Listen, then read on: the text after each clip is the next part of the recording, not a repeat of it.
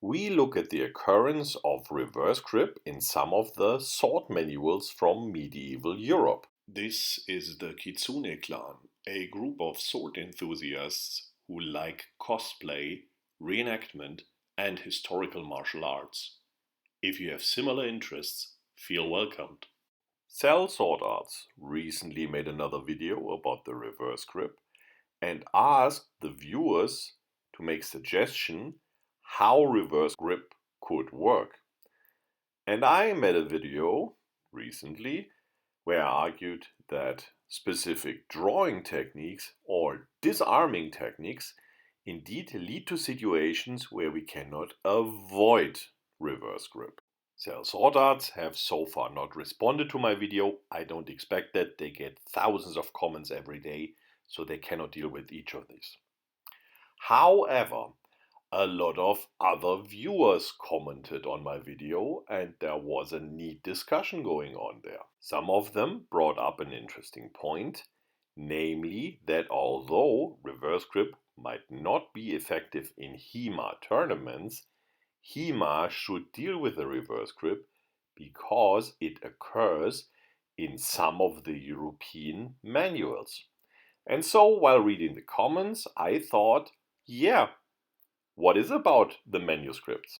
One viewer specifically asks which manuscript shows something, and so my idea was to do another video on the occurrence of reverse grip in some of the manuscripts. Disclaimer, my search was not yet exhaustive, more of a quick and dirty one, and we start here with this depiction in the Codex Wallerstein. Look at the left hand of the guy on the left side. It's clearly in reversed position. As already pointed out in the last video, this is the derivative of the crossed reverse position where the left hand is in reverse grip but the right hand is in forward grip. How do we get there? For example, from Schielhau we need to get in bind and then we reverse the left hand to improve our step. Very simple, very effective. Only argument here, we don't really need the reverse grip. It would be enough to simply switch to the pommel. So reverse grip might be an option here, but it can be substituted by a non-reverse grip. But the Codex Wallerstein has more to offer. For example, this funky disarm. As I said in my last video, disarms will often lead to having the disarmed weapon in a reverse grip. And that's also the case here. Again, we first have to get in bind, and we do that again with the Schielhau. Then we use the left arm to grip the sword in the depicted way, and then we can perform a disarm. Although we have to say it was easier for us with the other foot leading. In any case, as predicted, we have the disarmed sword in reverse grip, and if we want to use it for attack, for example for stabbing, this will be in reverse grip. Next up, disarms from the Italian schools. We have here the copies from the Pisani Dossi manuscript and also the Ludwig manuscript. In both cases, we see that the swords in bind is gripped with the left hand in reverse grip close to the pommel. If we would grip in normal grip, the range of motion would likely not be large enough to really disarm. Therefore, we again end up with having the sword of the opponent in the left hand in reverse grip, and we can step with it. From the same manuscript, we have a disarm in the other direction, so circling it in the other way. But again, the left hand grips the sword handle of the opponent clearly in a reverse grip. In both manuscripts, this technique has been depicted several times. We show here only 3 of the depictions. We work again from Schielhau. The left hand goes over the own sword arm, gripping the handle of the opponent, and then we circle counterclockwise around And by this disarm the sword, we have it then in reverse grip and can stab. If we just got disarmed from the opponent, there's also a solution provided in these manuscripts.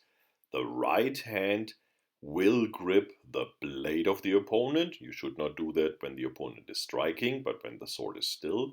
And the left hand grips the pommel. If we now twist the whole thing around, we can disarm the weapon, hold the sword in a kind of a reverse type of half sword, and we can perform a stabbing motion. Next up, again a German book, now not only sword but sword and buckler. It's the famous Towerfechtbuch or Walpurgisfechtbuch or Roman numeral 1.33. Many names for the same thing.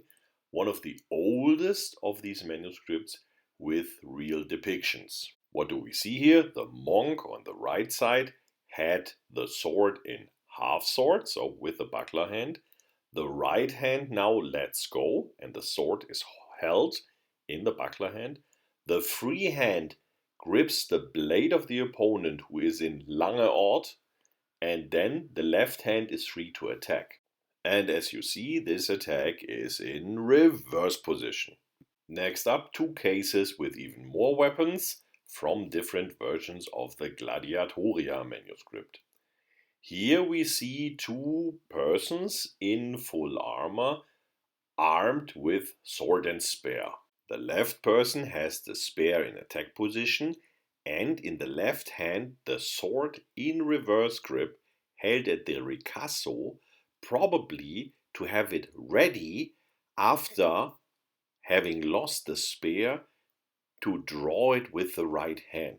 But as long as the spear is still there, the left hand can still make use of this sword, for example, for stabbing, as in this situation. This may not be ideal, but it's clearly an option.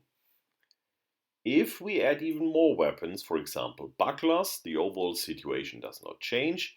This is depicted here. And it's the same point. It might not be ideal to now use the sword as it is held in the left hand, but in this situation it's clearly an option, especially as the spear is held in an awkward way, not making it easy to use it in this situation. So what could we see? We could see that indeed, as I already predicted, if we do disarms, we will end up in having the disarmed weapon in a reverse grip, and such disarms are clearly depicted in medieval European sword fighting manuscripts. My other point was drawing, which is not a big topic in European manuals, but apparently having the sword ready, which is related to drawing, is a thing in some of the manuscripts. Therefore, if you see HEMA as a really historical aspect, you should definitely include reverse grip into your training. If you are just interested in tournament, you might be able to skip it. As so often with emotionally waged discussions, the answers are often more complex than they look at first, and somehow both sides will be right. I hope this answers some of the questions I had from commenters, and I hope we could inspire you. See you around next time.